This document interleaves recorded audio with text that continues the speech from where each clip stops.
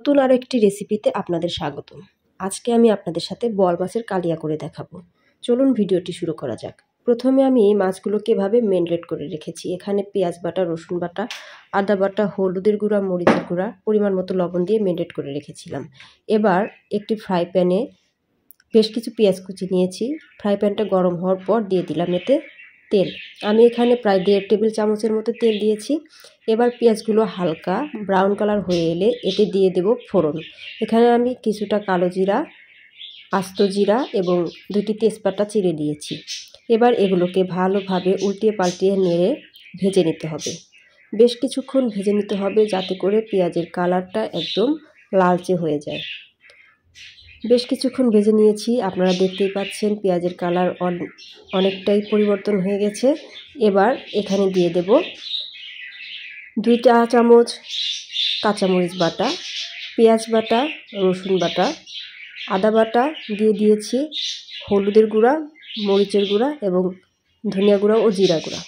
এবার সবগুলোকে এভাবে ভালোভাবে ভেজে নিতে হবে। ভালোভাবে ভাজতে হবে এজন্য যাতে করে মশলার গন্ধটা চলে যায়। এতে কিছুটা পানি যোগ করতে হবে। আমি এখানে যে মাছগুলোকে মেরিনেট করে রেখেছিলাম সেই মেরিনেট করা মাছগুলোকে অন্য একটি পাত্রে সরিয়ে যে মশলাগুলো ছিল সেই মশলাগুলোর পানি এখানে দিয়ে দিচ্ছি। এবার এগুলোকে আবারও উল্টে পাল্টে নেড়ে দিতে হবে। মশলাগুলোকে ভালোভাবে কষাতে হবে। দেখতেই পাচ্ছেন আমি মশলাগুলোকে কত সুন্দরভাবে কষাচ্ছি। এখানে অনেক সুন্দর একটা স্মেল বের হয়েছে। যাই হোক, তেলগুলো যখন উপরে ভাজতে শুরু করবে তখন এর ভিতরে দিয়ে দেব মেরিনেট করে রাখা বোয়াল মাছ। এবার বোয়াল মাছগুলোকে একটা একটা করে এভাবে ভালোভাবে ফ্রাই প্যানে বিছিয়ে দিতে হবে। দেখতে পাচ্ছেন আমি এখানে পুরো একটি আস্ত বোয়াল মাছই রান্না করছি। আপনারা চাইলে আপনাদের প্রয়োজন অনুযায়ী দিতে পারেন। তো আমি এখানে পুরো একটি আস্ত বোয়াল মাছ দিয়েছি। এবার এতে দিয়ে দিব প্রায় হাফ কাপের মতো পানি। এবার এটাকে ঢাকনা দিয়ে ঢেকে রেখে দেব বেশ কিছুক্ষণ। আমি এখানে 4 থেকে 5 মিনিট এভাবে ঢাকনা দিয়ে রেখেছিলাম।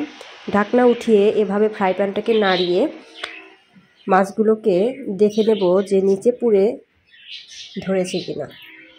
যাই হোক, তারপর এতে আমি আবারও প্রায় 1 কাপের মতো পানি দিয়েছি। এবার পানি দেওয়া হয়ে গেলে মাছগুলোকে ভালোভাবে রান্না করতে হবে।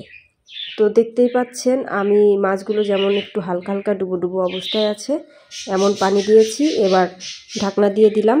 বেশ কিছুক্ষণ এভাবে ঢাকনা দিয়ে রান্না করতে হবে এবং মাঝে মাঝে এভাবে ফ্রাই প্যান নাড়িয়ে নাড়িয়ে মাছগুলোকে ঘুরিয়ে দিতে হবে।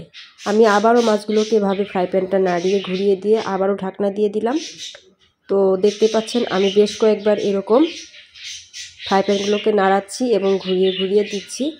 আমি চামচ ব্যবহার করছি না, এতে করে মাছ ভেঙে যেতে পারে এজন্য। তো আমার রান্না করা প্রায় শেষ। দেখতেই পাচ্ছেন কতটা সুন্দর হয়েছে। তো আজ এ পর্যন্তই। আমার চ্যানেলে যারা এখন পর্যন্ত যুক্ত হননি তাদের সবাইকে অনুরোধ থাকবে যে আমার চ্যানেলে সবাই যুক্ত হয়ে যাবেন এবং পাশে থাকা বেল আইকনটি ক্লিক করে দিবেন।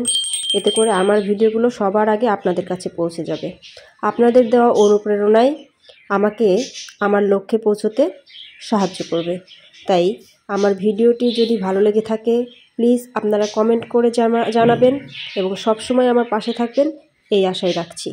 তো আজ এ পর্যন্তই। পরবর্তী ভিডিও আসা পর্যন্ত সবাই সুস্থ থাকবেন, ভালো থাকবেন। আল্লাহ হাফেজ।